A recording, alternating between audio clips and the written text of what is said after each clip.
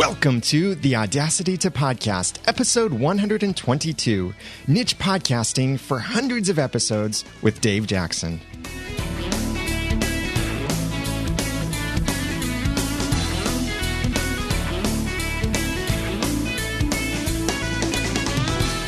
Thank you for joining me for the Audacity to Podcast. I'm Daniel J. Lewis, and this is an award-winning how-to podcast about podcasting and using Audacity. It's where I give you the guts and teach you the tools to podcast with passion, organization, and dialogue. And today, I've got a special interview that I did with Dave Jackson from School of Podcasting. Now, Dave Jackson and I are good friends, and we're also competition, technically. But what was that phrase we came up with once in Podcasters Roundtable? Co-opetition, I think.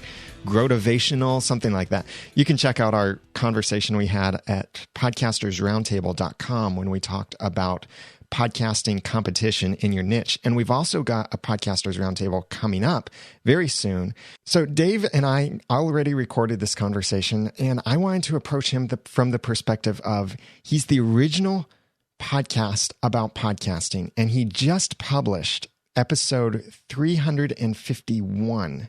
So he's got hundreds of episodes in a single niche. And I've been thinking about this and just really wanted to sit down with him and talk about how can he keep this passion for this art after hundreds of episodes? How does he keep coming up with stuff to talk about for hundreds of episodes? And what's kept him going? What's his experience been like? And what does he want to share with everyone else about his experience and what he wished he'd done differently or what he liked that he did? And this and so much more. So this is a fantastic conversation that you'll hear from Dave Jackson from School of Podcasting. And if you want to check out the show notes for any of the links and materials and things that he mentioned in this episode, then you can go to theaudacitytopodcast.com/122. So Dave Jackson, thank you so much for joining me for this episode of the Audacity to Podcast. Daniel, it is great to be here. I'm very excited. Now, you host the original podcast about podcasting, and you just, as of the time of this recording, you just released your 350th episode. And you were... Well, so looking back, what was the actual year that you started podcasting about podcasting? It actually started in 2005. My original podcast wasn't the School of Podcasting. It was I took a newsletter that I was doing for musicians, and I had already discovered that taking that newsletter and putting it out as an audio kind of product, I had these little flash player buttons that I would put up there, had already increased some of the interaction with my audience. And then I just had a friend of mine that came back from a marketing convention that said, hey, the word of the day is podcasting, and you got to get in on that. And at that point, I did some research. There wasn't anything about podcasting, which is kind of hard to believe. Discovered Juice software and heard Adam Curry's voice come out of my headphones. And I went, wow, this is pretty cool. And so in April of 2005, I officially launched the School of Podcasting. So being the original podcast about podcasting and that niche inside of a niche, what was it like to be the first in the field? Because I know a lot of other podcasters out there discover certain niches that they can still get to be the first in their field. So looking back, what was that like, and how did that feel to you? And what do you wish that you maybe had done a little bit differently, or what was that? Just explain that experience. Well, it was just kind of weird because at the time you had Michael Gohagan was doing movie reviews. Michael Butler was doing like a rock show, and you had Adam Curry doing the Daily Source Code, and then you had kind of Dawn and Drew. So there were only literally 20 podcasters at the time, and we kind of all knew each other, CC Chapman and Marcus Couch. And so it was kind of like, oh, okay, well, you're the movie guy, great. Oh, you're the rock guy, good. You're the pop music guy. Okay, Dave's the podcast guy. And it was kind of weird because you kind of thought that was like you were going to be it. You know, I didn't even think I was going to have a bunch of people come behind me and take over and just run with it. So I'm like, oh, that's kind of cool. So it was interesting because at that time we were all kind of behind the scenes connecting with each other and trying to figure out the whole podcasting thing. Because at that point there was no iTunes. Some of us weren't using WordPress yet. And we were all just trying to figure out, how do you do this again? Because it actually was a lot harder than it was. It's gotten easier as time has gone on. So we kind of all would say, hey, I just found this new thing. We're using this thing for audio now, and I edit in Audacity, or I do this and I'm using that. So we are all kind of bonded together to kind of figure this whole podcasting thing out. So it was actually a lot of fun. And it was a very tight-knit community at the time, just stretching across the whole country. And the very first podcast expo was very bizarre compared to the last one I just went to, because when people – I remember we all walked into the bar at the local hotel that it was at, and it was like cheers because from people's pictures. I remember when CC Chapman walked in and the whole place just went, hey, CC. It just was that way. Somebody else would walk in and we all knew each other. So it was a completely different kind of community and just a great time. So now 350 episodes later, you've produced a lot of content out there. And for people thinking about doing a daily show or a weekly show, I know there's often this thought of, what do I do to keep coming up with content? Maybe I have an idea for 10 episodes or 20 episodes. So you've got 350, and it's not just content, but it's niche content. So how do you keep finding content after 350 episodes? There are a couple things. My feed, right now I'm using Feedly. I was using Google Reader. So I have a lot of blogs that I still read. And I was going to look up the number. It's got to be close to 300-400 blogs that I subscribe to, whether it's about podcasting or any of my different podcasts that I do. And so I'm always getting that coming to me. Here's a tip. If you use Google Alerts, and Google Alerts are simply something you can go in and say, look, when somebody puts the phrase podcast success in a blog post, let me know where it is. And that's great. It'll send it to you via email, but it used to be in the upper right-hand corner. You can also get an RSS feed of that Google alert. So half of my RSS reader is simply Google Alerts for different phrases that I'm looking for. So that's a great way to have content come to you. So I'm always looking at that through the actual members of the School of Podcasting. I'm always working with them. So they're always a great source of questions and finding out what makes sense and what doesn't make sense. And then between that and, listening to other podcasts. So I'll hear somebody talk about something and I'll think, okay, let's go investigate that a little more. And then, obviously, Yahoo, Google, any other place, Google News is, I have a page set up, again, looking for podcasting and podcast and all my key phrases that I'm looking for. So I can easily pull up a website and just browse through the headlines and see what's, if anything that interests me, I always go with the basis that if it interests me, it's going to interest my audience. I kind of assume my audience is like me.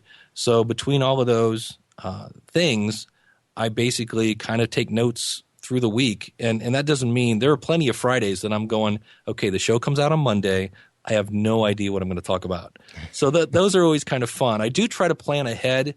The thing I've done right now, I actually have probably 4 or 5 episodes from the New Media Expo. And when was that? That was, 3 months ago? Yeah. And I purposely have not put out those interviews because I know there's going to be a week when it comes Saturday. And I'm like, okay, show comes out on Monday. I got nothing that I'm going to then go back and pull the Jason Van Orden interview, or I'm going to do this or that. So I'm kind of pacing myself with those and keeping those in the can purposely, where in the past I would go, oh, this is great content, and just throw it all out there. And then the next week go, okay, it's Sunday. I got nothing for the podcast tomorrow. So what I hear is it's kind of exponential a little bit. So the more content you release, the more your audience grows. And the more your audience grows, the more content you receive to be able to incorporate. And the more the industry grows, the more content you easily find out there. It still takes work. It's not just being handed to you, but it continues to grow with new aspects and avenues. Yeah, and there are certain things I'm always looking for. Obviously, anytime I hear somebody having any kind of success with podcasting, I always want to know about that, because there are plenty of people that go, what is this podcasting thing and why would I want to do it? I'm always trying to answer that question. Why should I start a podcast? So that's always out there. And that's where just that phrase, podcast success, takes on a bazillion different answers. Some people think it's just money. Some people, it's money. It is fame. It's being seen as an expert. I just had somebody on my show that it was really interesting. He connected with his dad, and for him, that was a huge success. So that's always kind of interesting in just what people consider podcast success. And then there's things like good content. Part of being a good podcaster is making good content. Okay, what's good content? So I've actually been looking into things like storytelling and how to tell a story, and for lack of a better phrase, what makes a good wordsmith and what makes intriguing and things like that. And then another aspect is, okay, I want to publicize my podcast. Well, that's how do I get traffic to my website so they can listen to it? So that means I'm going to be digging into things like copywriting and writing good copy and SEO, search engine optimization, all that kind of stuff. And then, of course, there's monetizing your podcast. So how do I make money at this? How are people getting sponsors? I just happened to be last week I talked about the stats from Edison Research. And when I was on their page, I saw where somebody from, I think it was Clear Channel, has now launched some sort of podcasting advertising service. And that was really intriguing until I saw where all of the clients were, Adam Carolla and Greg Fitzsimmons and all the other giant people with giant downloads. But nonetheless, I was like, all right, well, here's somebody that has found a way to monetize podcasting. So I put that on the list of things. Okay, I might want to send that guy a interview request and have him come on the show. So there's always those different aspects. It's not just, what's your microphone and things like that. Mm-hmm. It's how are you making good content? How are you monetizing it? How are you succeeding or how are you benefiting from it? And then there's obviously the nuts and bolts of how do you do it, what kind of software, tools, and things like that, anything that'll make it easier. And so all those titles, and then throw anything about those into an RSS reader or a Google alert or, just anything like that. Those are the topics I'm looking for. And hopefully within a 7-day span, something in all those topics will grab my attention to where I can then talk about it. So you've been podcasting for my math is messed up, 7 years at the time of this recording, or 8 years. 8 years, yes. We're recording this in 2013. So you've been podcasting for about 8 years. You've seen a lot of change. And one of these things you touched on a little bit was these big name people coming into podcasting and now more advertisers coming into podcasting. What do you see that doing for the space? Well, hopefully more people will be able to continue doing it. There are those people, I guess it depends on how you look at it. Because if you're doing it just for the money, you're not going to last, which in some ways some might say, well, that's good. It's going to weed out the bad people who don't have the true passion for their topic. That's a whole nother podcast, I guess. But hopefully it'll help bring people in the fact that, hey, you're not going to at least lose money on this now, and you actually are starting to make some money on it. And I see where online radio is now going up, so more and more people are listening online, and with things like Stitcher and Cars, it's the path is going in the right way. It's just I think everyone will agree it's not going in the fastest pace in the world. We'd like to go it a little faster. So I hope it will benefit the community. I guess what I'm hoping, on one hand, you would love it to just hey, throw me just giant sums of money for a sponsorship. But on the other hand, if it gets too lucrative, then you're going to have people, I'm afraid, that would just get into podcasting because there is a ton of money, and then you're going to end up with horrible content. So I know the good news, bad news situation is we're not in that situation right now. So, but I think on the other hand, I do have occasionally, I'll have somebody who's getting into it and their sole purpose is to make money. And I say, yeah, you can definitely make money at this, but you're not going to do it within probably the first year, depending on your topic and depending on how you're promoting and things like that. But in general, you better be ready to talk about this for free for a little bit at least. And that really disappoints some people, or they just don't believe it. And then they get into episode 6 and they're like, wow, this is harder than I thought. I'm like, that's why I said you got to pace yourself. I could see this also bringing a little bit more maturity to the field, because advertisers, or basically companies, are starting to realize that, yes, podcasting is a mature field. And so if they find a podcast that has 100 downloads or 1,000 downloads of a niche audience, maybe the companies are starting to recognize the value in that a lot more than just looking at purely the number. Yeah, that's one of the areas that we need some champion somewhere, if it's Leo or whoever. And I'm sure he's trying, but the people that aren't getting it are the advertisers, because they're still trying to pin us in as radio. And it's like, no, you don't understand. You can advertise on my show. I can talk about your product, and 9 months from now, that advertisement can still be in there. And that's just not the case with radio. And so they're finally, I think, the light bulb is slowly coming on.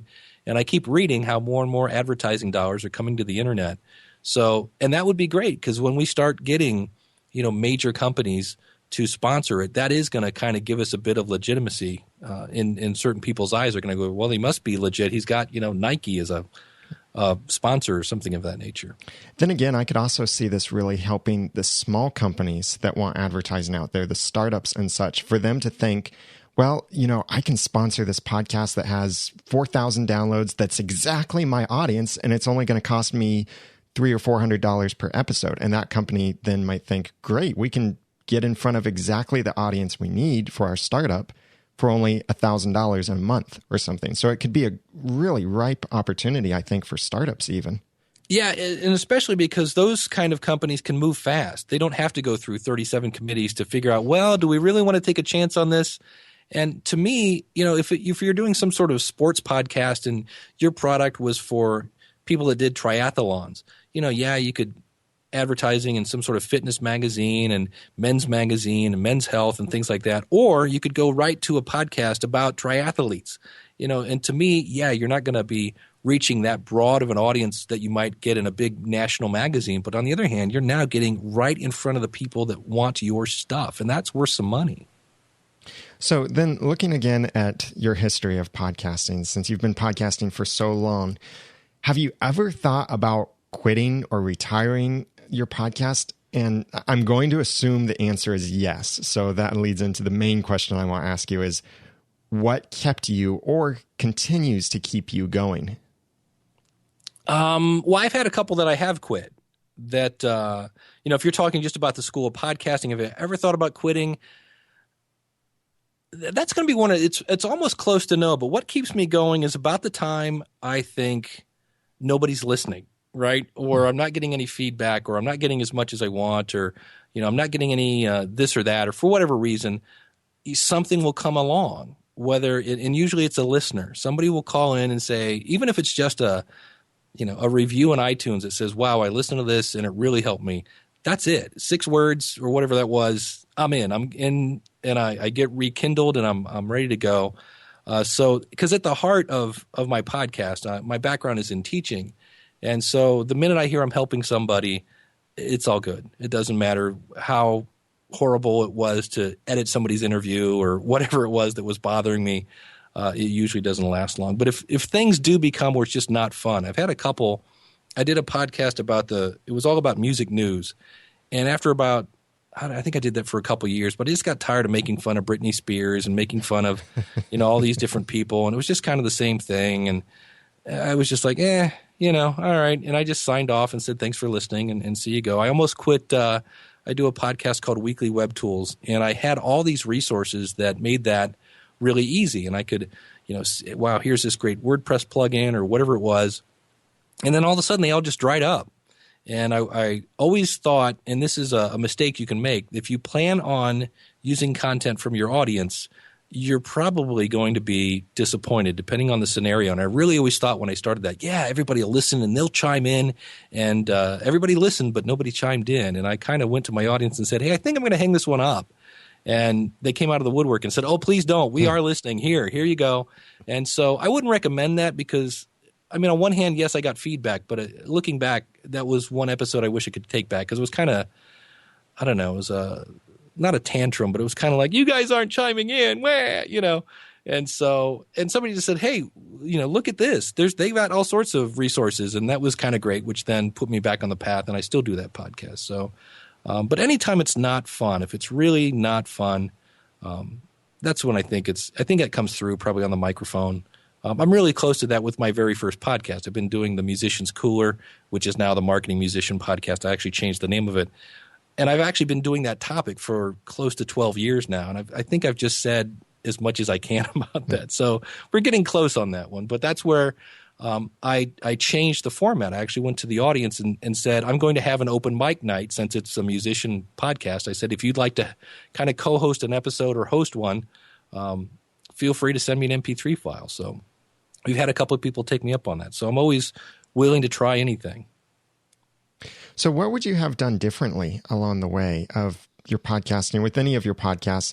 And think of this from the perspective of those people out there who are just starting their podcast and you want them to avoid making the mistakes you made, or you want to help them make the successes you made. What would you have done differently?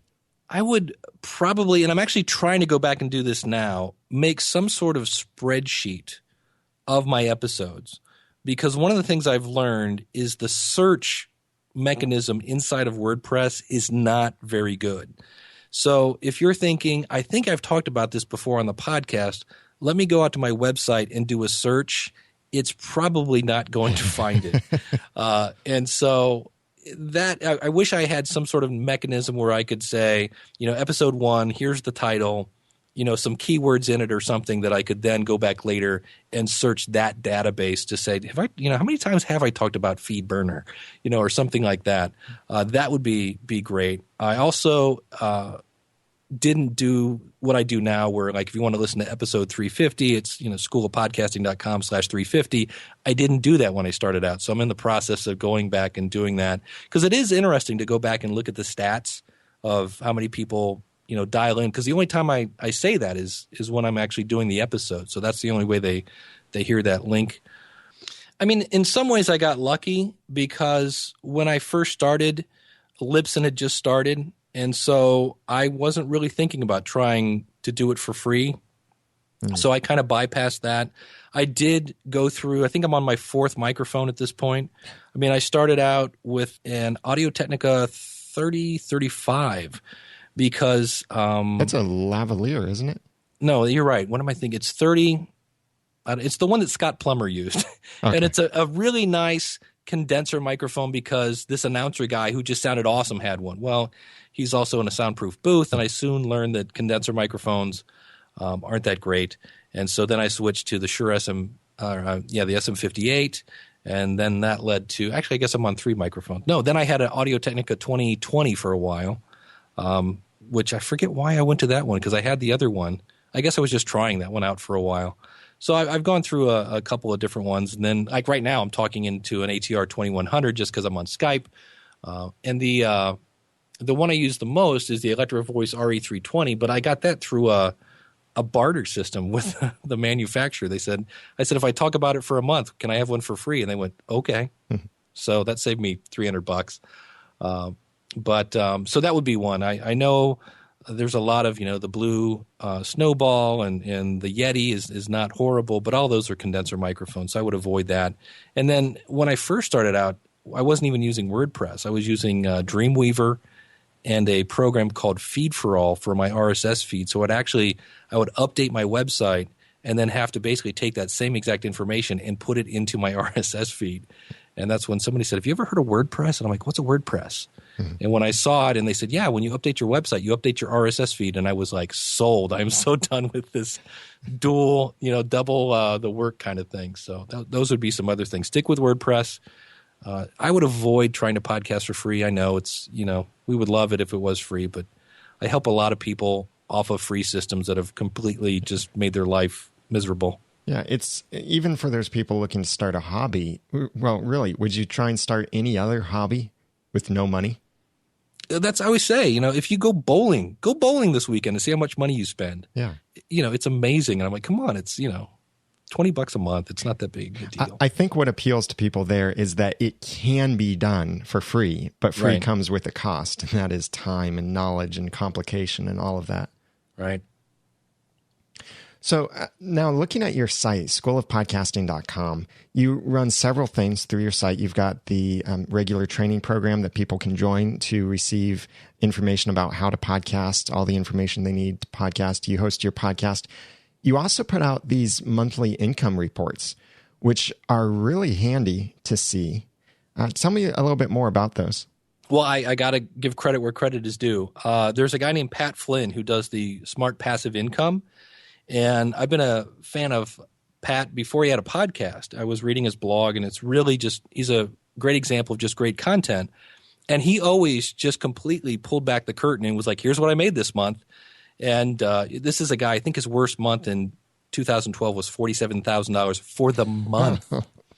And I always thought that was really, really cool. And it was just social proof. So I wrote a book last year called More Podcast Money that just went over some of the strategies that people use to monetize their podcast. And I thought, well, I should probably provide some social proof, and I'm just going to go all Pat Flynn. And so I just started say at the end of the month, it's kind of a hassle when you go back and you're like, okay, how much did I do consulting, and how many, what did I get on book sales, and how much did I get from my membership sites? Because I have a couple membership sites. And just added it all up and said, okay, here's what I'm doing. I'm working Monday, Thursday, and Saturday, and this is how much money I make. So, last month was good because I found a client that it's actually interesting. They're a marketing firm, and I'm kind of getting whitelisted. In other words, I do all the work, and they take all the credit. And at first, I wasn't sure if I was going to be okay with that, but I thought, well, wait a minute. I'm still helping people. I'm still answering questions. I'm helping, in this case, a business thrive, which is helping my business thrive. And I went, okay, yeah, I guess I'm okay with that, if I don't get the credit. But that boosted my income a lot last month. So, and that could be a great opportunity for other podcasters, I think, considering that same kind of thing of basically white labeling themselves, being a contractor for another company who can provide your service. It's a great outside of the box thinking. Well, and I always try to, develop a relationship with all of my clients and just listen. And so on occasion, somebody, when I first started out, I was teaching people how to do it all themselves. And then finally somebody said, well, what if I just want to create the content? Can I record it and then you just put it together? And I went, okay. I hadn't really thought of that, but okay. So I have a lot of people that I just want to do the content. Can I throw it in a Dropbox and you do the editing and all that tagging thing and the lips and stuff and whatever? I'll write a blog post and I'll record it. You just do the rest. And I was like, okay. So I always tell people I can do as little as you need or as much as you need. I have one person, he's sight impaired. So he's a recording engineer. He does all the audio, but because of, I think it's something in WordPress or Libsyn or something where it's not quite super sight impaired friendly. And so he can do everything except the very last step. So he hires me for like a minute and a half every month to copy his Libsyn link and put it into his blog. Now, you've got several podcasts, and you have on your monthly income reports, which are really cool to see. Like you said, it's that social proof. You break down the income that each podcast generates. Mm-hmm. For anyone else out there who's running multiple podcasts or websites, this would be helpful to know. How is it that you're separating that and tracking what each podcast is generating? There are a couple things. Number one, in Amazon, I have I forget what they're called, but you can basically create a code for each podcast. So then on each website, you can put a link to Amazon, but it also identifies that it came from that particular podcast. Like for the Logical Weight Loss podcast, I think it's Logical 20. For whatever reason, Amazon tacks the word 20 at the end of it. And so that will identify that. On my Audible stuff, which I don't promote a ton of, there are things in their affiliate program where you can create a code so it identifies where the link came from. So I get one link, but I think they're called campaigns. You can create a code for that. And then in some cases, I can just see what people ordered. So for my weekly web tools, a lot of the things I spotlight are from affiliate networks. So whether it's ClickBank or Commission Junction, most of those have some sort of way of identifying what website they're associated with. So there are some things that I have no idea. Like my older stuff with Audible, I just had one link. So if it comes in and it's just, hey, somebody signed up for Audible, I'm like, oh, great. I have no idea where that came from, but in the end, I don't care. But if I see a lot of Jillian Michaels stuff, I know that came from the Jillian Michaels podcast. And so I can kind of tell based on what it is. But then there are things like baby strollers at Amazon that I'm like, okay, where did that come from? And you can go into Amazon and run a report based on the ID number and see how many clicks you got, how many orders you had, how much revenue you brought in. And what's really cool about that, Amazon's, unfortunately, their affiliate payout is, I think, only 4%. But if you get enough people to order through Amazon, it goes up to 6, which, again, is still not a huge number, but it's better than 4. And so if you get all your podcasts kind of chiming in, and that seems to be a theme that's going on. Some of the top podcasters now have figured out that, hey, if people are going to buy through Amazon anyway, if they can go through your website. And so I followed suit on that and have been promoting it a little more. And it's pennies make dollars the last time I checked. So that's how I separate it, is through those and then through what it's purchased. And I try to track everything, basically, for number one, so I can track the income, but also I track to see, did anybody click on that? So is this something that helps me gauge, is my audience interested in that? Because if I talk about something and I really think they're going to get into it, and then I go out and see, wow, the clicks are nowhere near, the other things I've talked about. I'm like, well, maybe they're not interested in that. So that's another reason why I do that. Where do you see that being the most effective? Is it mentions in your podcast, a link in your show notes, a banner on the side? Probably in the show notes, obviously. The other thing I do is all of my podcasts I have set up through Aweber to be a email list. And they always say, the money's in the email list. And I believe that's probably true. I don't have a ton of email subscribers, but I can go in and see that people click in the email. So that definitely drives some traffic that way. I think show notes are helpful. And that's one of the reasons why I started making it easier for people to get to my show notes by saying, schoolofpodcasting.com/whatever the number is. And so anytime you can make it easy for your audience to get to what you want them to get to, that's a bonus. So definitely I think the show notes are probably second to that. And from what I've seen, things that are strictly audio, that's one of the hurdles of podcasting, is how do I get the guy on the treadmill to remember the thing I want him to remember so when he gets back in front of a computer. So I do see people use those links that are audio only, because I do on purpose occasionally say something and I put notes to this. Do not put this on the website, so I can see who's doing that. So people do that, do use those. Not as much, obviously. You always want them to use it more than you think, but I'm always like, is this even worth me making the pretty link? And people do click on them. So, but that's basically it. Probably the show notes and then my email list, and then from people hearing it. Where do you see podcasting going in the industry? Well, hopefully, I think everything says it's going up. I see it going into cars. I see eventually somehow, and I'm not sure if it's going to be something like Stitcher. There's another competitor to Stitcher that's kind of smoldering and trying to get going on that. So I see a competitor to that. So we're going to have some sort of streaming radio. And I think with RSS, people are going to be able to be added to maybe networks, like a tune-in type of website where people can just, add those to it. And I see, things like maybe, I don't know about boom boxes, because those are kind of so passé at this point, but just having the ability to get podcasting out to people. I know some people are excited about being on like Roku boxes and desktop sets and things like that. And to me, I'm not sure how many people are listening to podcasts on those. Maybe they're watching on that. But to me, when I see Stitcher and things like that, I'm like, okay, we need more of that, so that instead of waking up to, Binky and the Wiz on your morning radio show, you can start waking up to podcasts. So I love the fact now that with the podcast app, it still needs some improvement, but that's making it easy. I actually was speaking with Rob from Libsyn last week, and he informed me that 51% of their downloads now are going directly to a portable device, whether it be an iPad, an iPhone, or whatever it is. So everything's going more and more portable, and they're cutting the cord even more.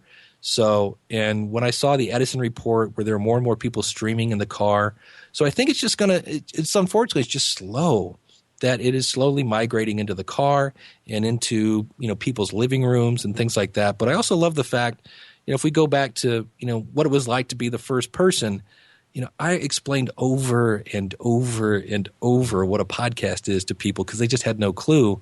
And I don't have to do that quite as often as I used to in the past. So I think it's just going to slowly migrate to where, people will just be streaming it on any kind of device, whether it's their phone, their computer, their watch probably eventually. Yeah, if certain rumors are true of an Apple device coming out. Yeah. Now, I want to geek out with you a bit because we both host podcasts about podcasting. We've been co-hosts on Podcasters Roundtable, and we love talking about podcasting, and so do our audiences. Tell me about your equipment that you use. What's your favorite tool, some of your favorite tools that you couldn't live without, or what do you love? What do you want to get? What are you drooling to get? Tell me about some of that stuff. Well, right now, my favorite piece of equipment is the ATR 2100 microphone, and I love it for this very reason. I thought it was cool because it was USB and it sounded good, and it's, what is it now, $40, $37? It's $35. Yeah, you can't beat it. And what I love about it, in addition to that, is right now I'm using it as a USB microphone going into Skype out to Daniel, but it's also going out via the standard XLR into my mixer, which is going into my portable recorder. So I can actually do a double ender where I'm isolating my vocal and just go out to Daniel at the same time and be kind of traditional Skype call. So I love the fact that it's not only a dual purpose, but it can do dual at the same time. So it adds that versatility. Where are you plugged in with your headphones? My headphones are plugged into the microphone right now. Okay. I only just discovered that recently because I've been investigating the microphone a whole lot more to do a review on it. Finally. And I just discovered that, and it just blew me away that, wow, this is awesome. They even thought of this. Yeah. And then there's a little volume knob actually on the back of the microphone. So if you can't hear it, you can actually – it's not the most convenient place for a volume knob. I would have liked it better on the front, but then you'd probably be hitting it with your thumb or something like that. So, that's probably right now – I use my Electro Voice when I do my podcast, but there are a lot of times when I just grab, it's just kind of an all-purpose, one in doubt, just grab the 2100. It'll get you through. I would like to get a better compressor. I have, I'm dusting off here. I have a DBX 286A preamp, and I recently started doing a podcast with my wife, and everything I had was for one person.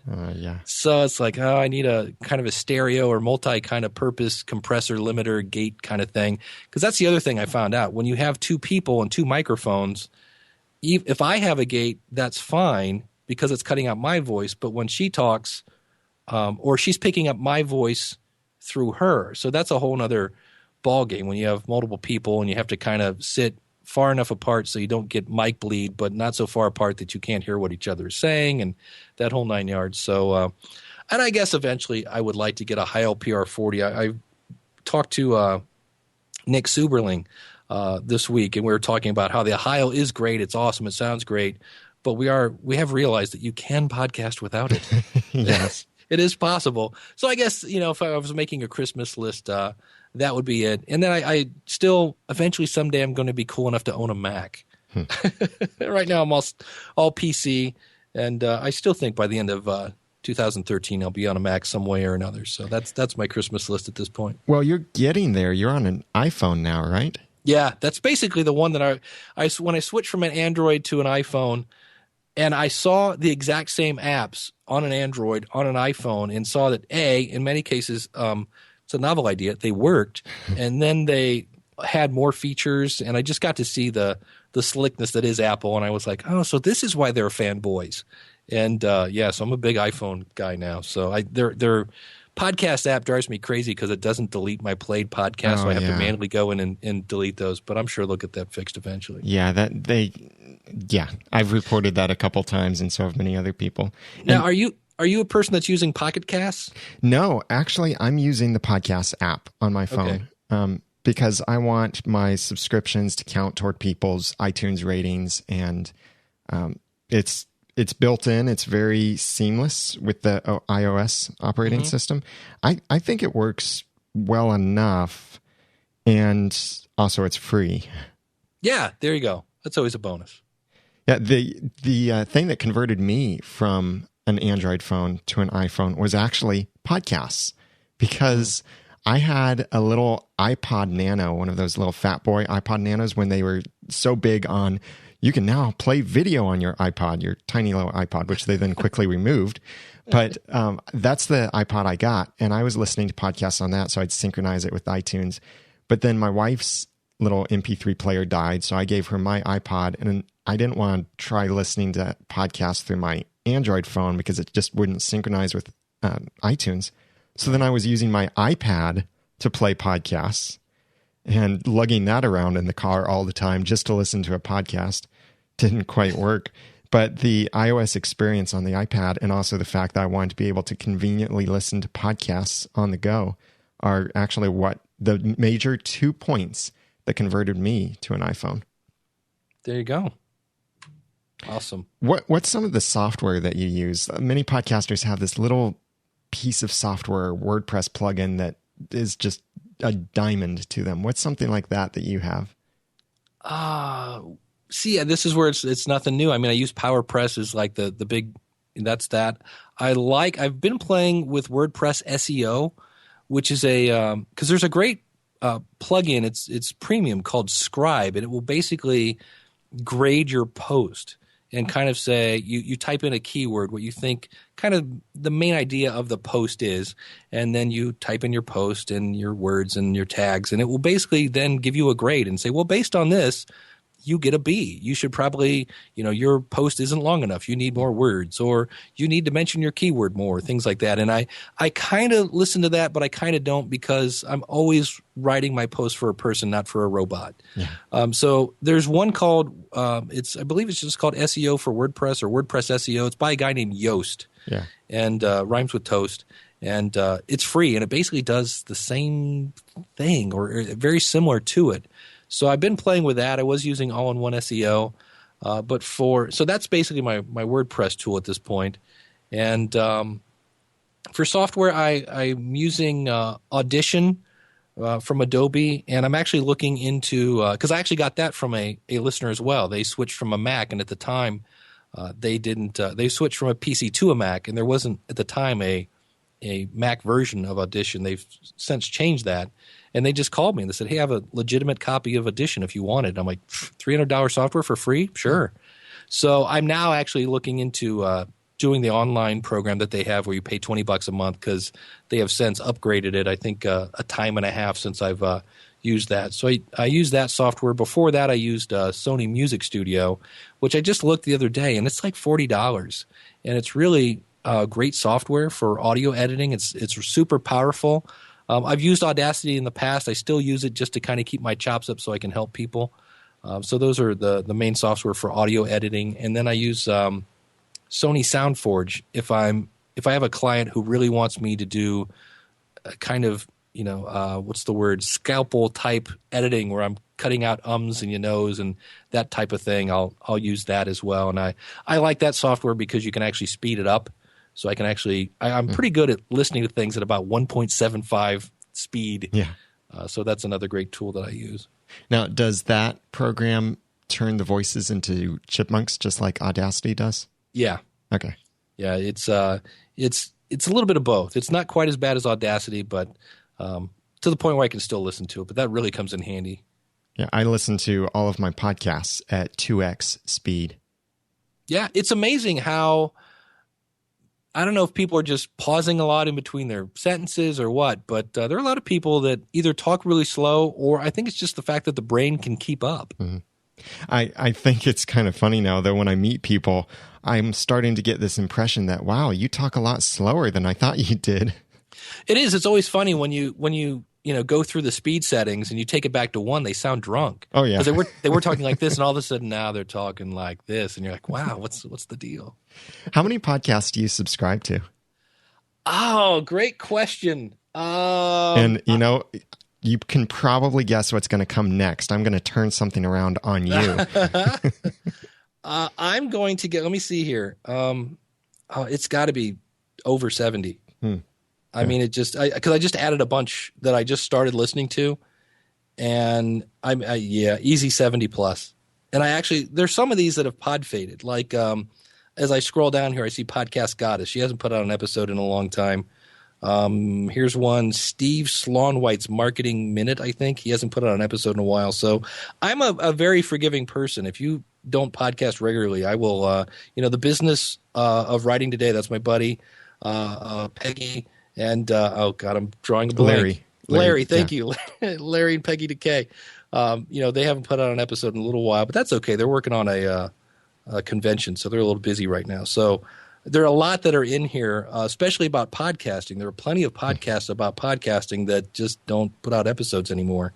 And so I'm faithful. I'm hopeful that they're going to come back. So probably, realistically, that are putting out material, probably 60. So now I'm going to turn your question back on you. What are the last 5 podcasts that you've listened to? All right. One it's called Small Business Marketing. It's at smallbusinessmarketing.com. It's Australia's #1 small business marketing. That's one. I've just started putting in a bunch of marketing podcasts. Another one brand new is called Mixergy, and it's just the way it sounds. It's basically interviews with startups. So it's people that are starting businesses and kind of their marketing aspect of it. Entreproducer is by the guy who does Genesis and Scribe and Copy Blogger and all that. Kind of the same thing, interviewing entrepreneurs. And I love this guy. I had no idea he had a podcast. How many I had? Is that 3? I'm not keeping track. No, that's 4 if we count Entrepreneurser. If you've never heard of Zig Ziglar, Zig Ziglar is this old guy from Alabama, and he's got kind of those things where that's stinkier than a work hog on a thing. It's like, what? It's like Dr. Phil meets, the Duck Dynasty kind of thing. But it's called Inspiring Words of Encouragement. And it's hard to explain that podcast because unfortunately Zig Ziglar died last year, and he's a great sales trainer, but it's not just sales. It's kind of weird because you listen to it and it's great marketing lessons, but it's nothing. It's just kind of common sense that, hey, that would make sense. If you can explain to somebody how they would benefit from your product, they might buy it, and it's like, okay, that's nothing new. But the way he says it is very entertaining, and he's got a great approach. And I let my wife listen to it the one day, and she goes, does that guy ever breathe? Because he just spews information over and over. So Inspiring Words of Encouragement with Zig Ziglar. That's his actual name. Awesome. Yeah, and I'll have, for my listeners' benefit, I'll have the list of these and other things that you mentioned in the show notes for this episode at theaudacitytopodcast.com/122.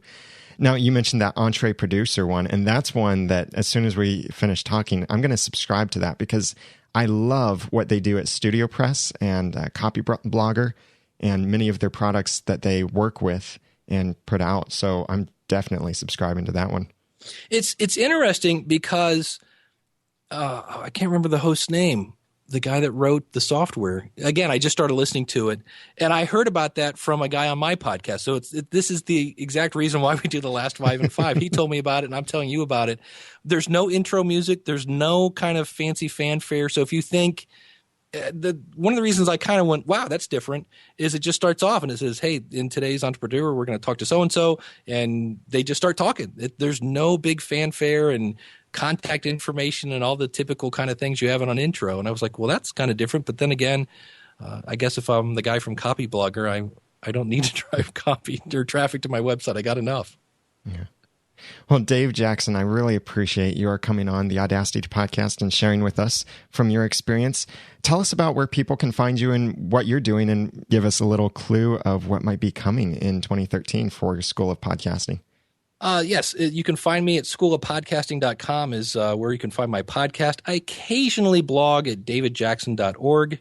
And what's coming in the future, it seems to be a trend, because I know you're doing webinars now, and I plan on doing some webinars in the future, because some people like consulting, the one-on-one consulting. Some people like my step-by-step tutorials, but I do have those people in the middle that are like, well, can we do kind of a webinar, group thing? I've had people ask for that, so it's something I'm working on. So probably somewhere, late summer, I'll probably have all the materials ready and things like that. So that's what's coming in the future. My last episode, you'll be hearing another guy talking about podcasting. I'll be interviewing Nick from the Start podcast over at startpodcastingnow.com. He'll be on talking about why you should podcast even if other people are doing a podcast like yours.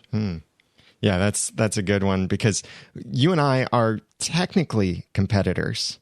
And Nick is from Start Podcasting, is also kind of technically a podcast competitor. But I love how we're working together. We're not treating this as like, I want to beat you. but we're friends working together, co-hosting some podcasts together, like Podcasters Roundtable. Well, and it's to me, life is too short to hold grudges and things like that.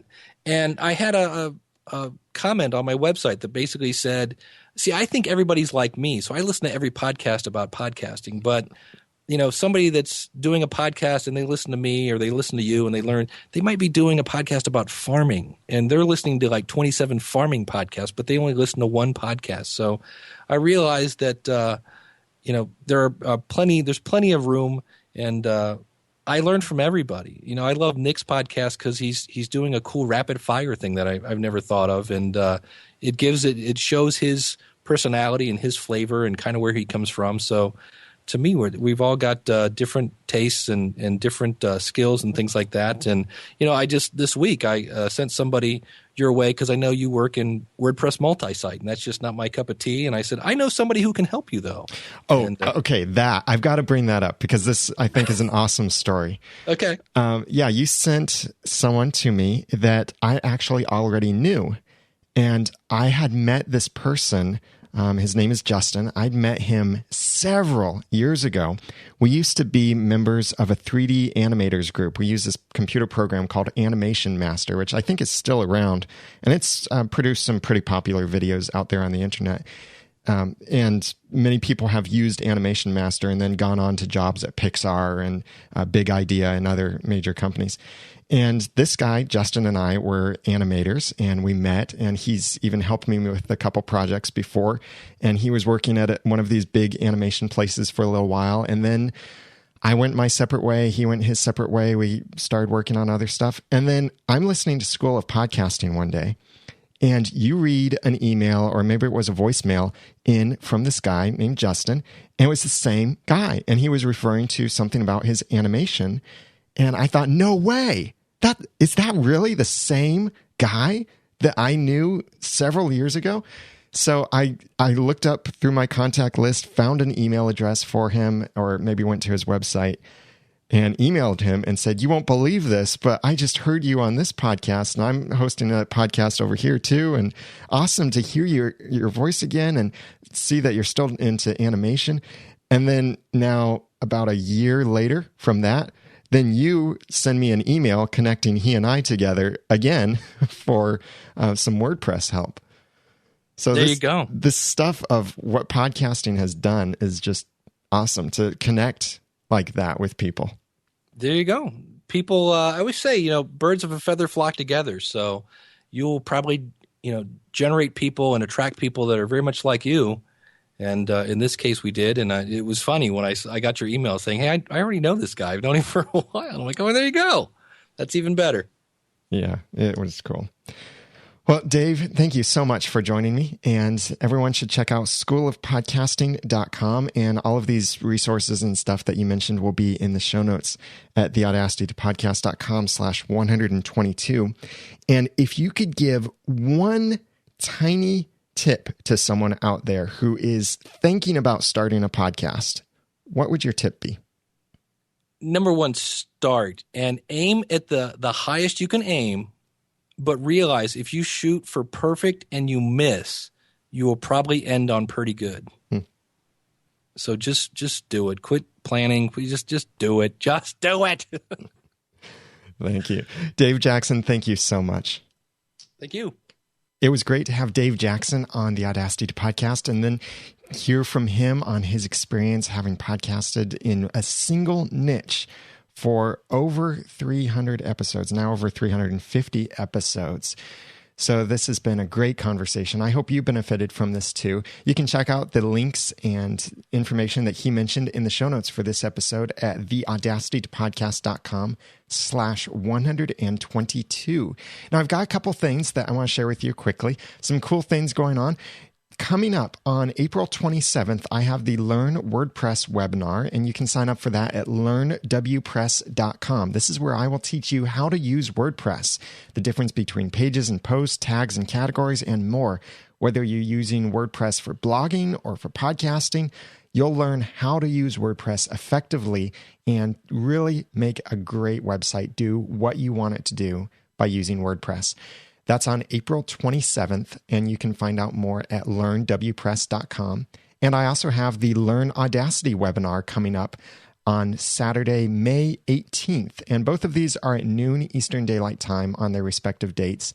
And you can learn more about the Learn Audacity webinar by going to learnaudacity.com. Both of these classes will be $100 each, but if you'd like to register for both of them together, then it would be $175 instead of $200 for both sessions. So if you want to go to both, then let me know. Or if you go to one and then later on decide you want to go to the other one as well, then I'll still give you that discount. Just let me know what you're planning on doing. You can email me, or if you want to just sign up for one of those webinars, go ahead and go over to learnwpress.com or learnaudacity.com to sign up for those. And those websites will always have the latest information on the upcoming webinars and any applicable products when I turn this into a training product that you'll be able to download and watch at your convenience. Also, I'm trying a new chat room over at noodle.mx/live. I do the Audacity to Podcast live on Mondays at 2 p.m. Eastern Daylight Time. That's GMT -4. And I've been using a chat room called Cbox that you can check out at cbox.ws.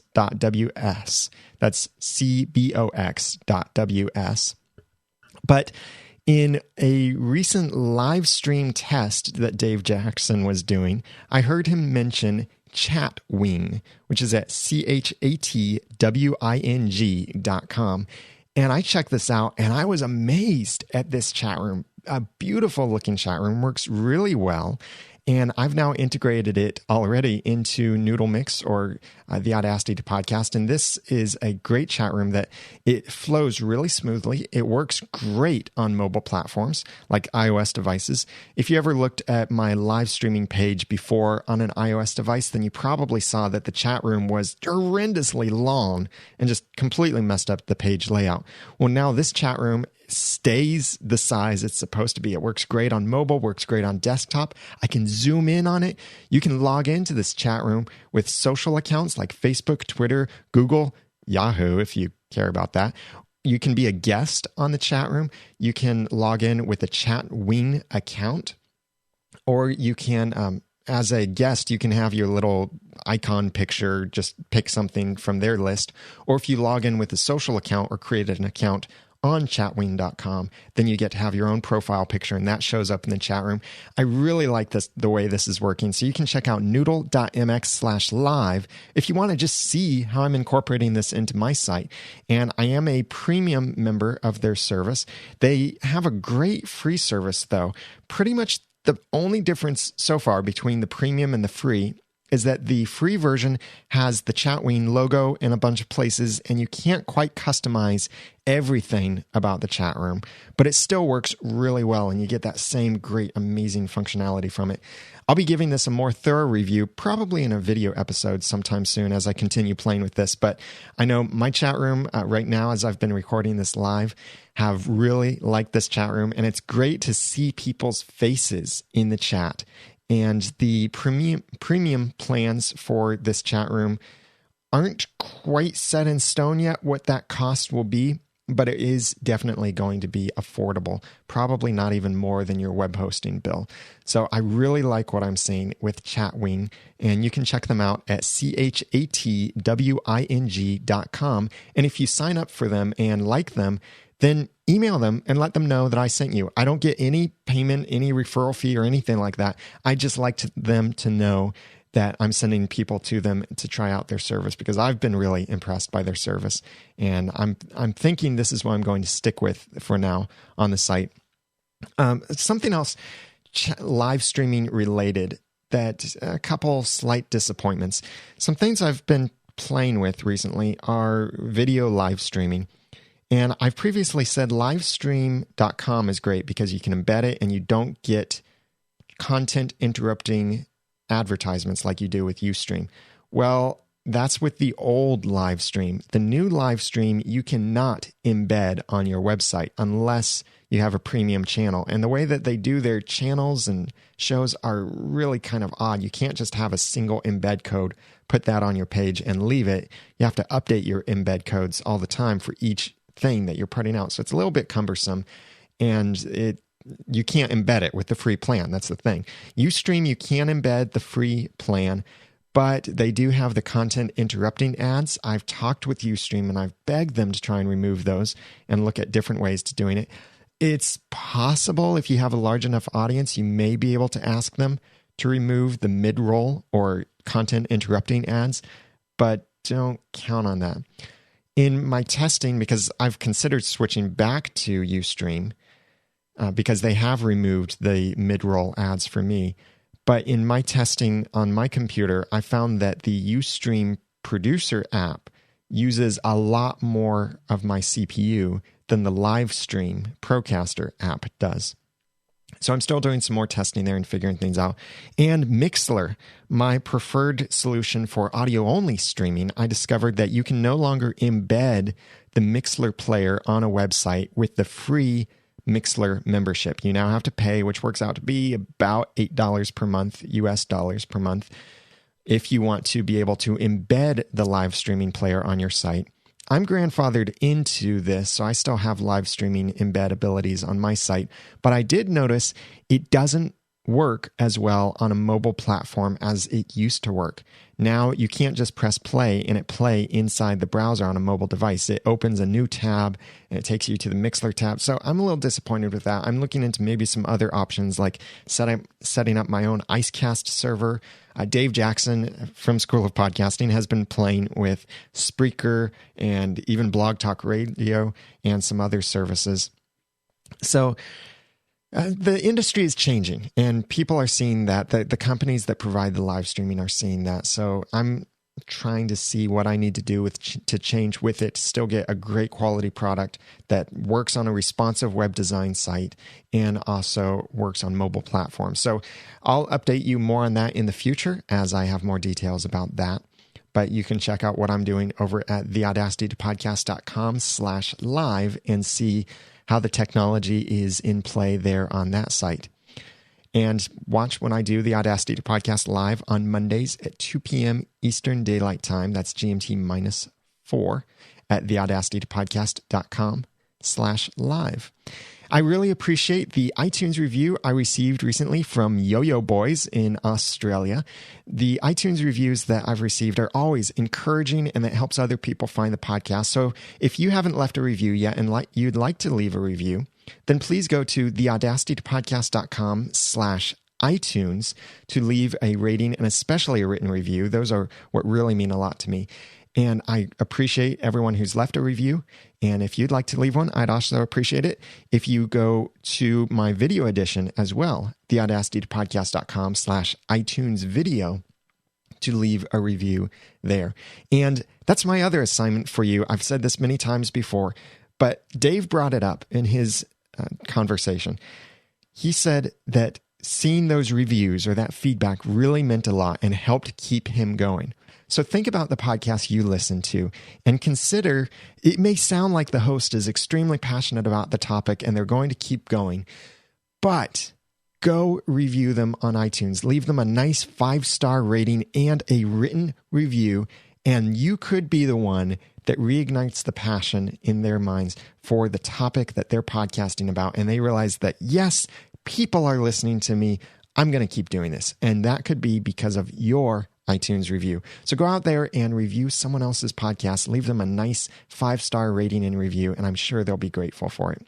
If you'd like to send any questions or feedback for me to address on future episodes of the Audacity to Podcast, or if you even want to give me a tip, like a podcasting tip or Audacity tip that you would like to share to the audience, then you can email written or, since you're a podcaster, recorded feedback to feedback@theaudacitytopodcast.com, or you can call 903-231-2221 and leave a voice message there, or go to theaudacitytopodcast.com and very conveniently click or tap on send a voice message on your iOS device or computer and record a message right from your computer and send it to me that way. I'm especially looking for some video questions that I can answer in video, short video episodes. So let me know what you think, what your feedback is, and I'd love to have your comments on what Dave shared in this episode of the Audacity to Podcast.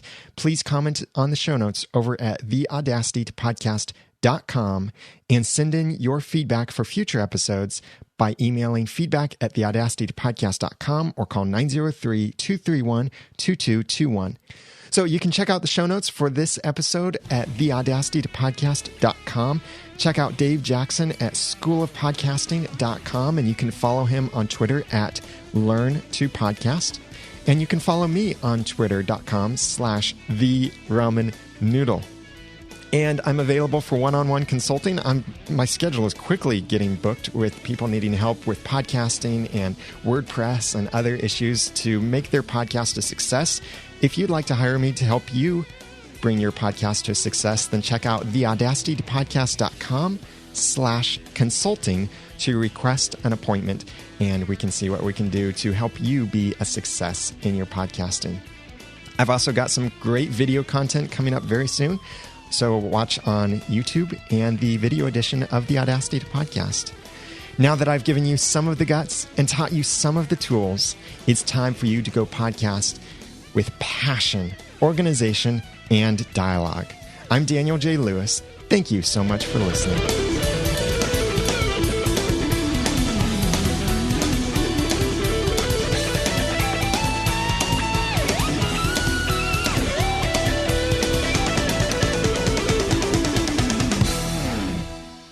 The Audacity to Podcast is a proud member of Noodle Mix Network. Find more of our podcasts to make you think, laugh, and succeed at noodle.mx. And we've got a new podcast joining the network very soon about science fiction and philosophy. So you'll want to watch for that at noodle.mx, or you can get the download by going to scifishow.com. That's SCIPHI show.com.